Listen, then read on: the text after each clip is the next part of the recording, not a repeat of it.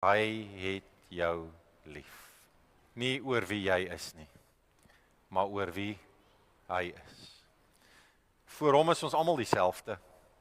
Daar's niks groter of beter of dieper of verder nie. Voor God is ons gelyk. Amen. Baie welkom ook aan julle wat kyk en luister op 'n afstand.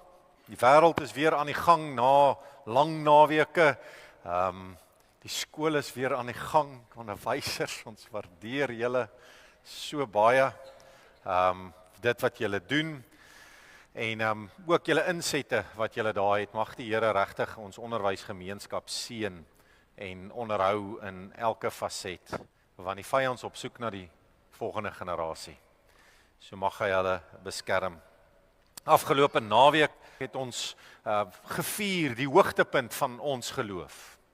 Die hoogtepunt van ons geloof is Jesus Christus.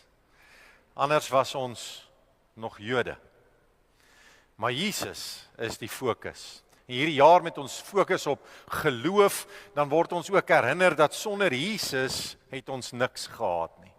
En so waar 'n wêreld dalk net deurgegaan het en hase gejag het en sjokolades gesoek het, bid ek dat 'n oorgrote meerderheid besef het wie Jesus is en was.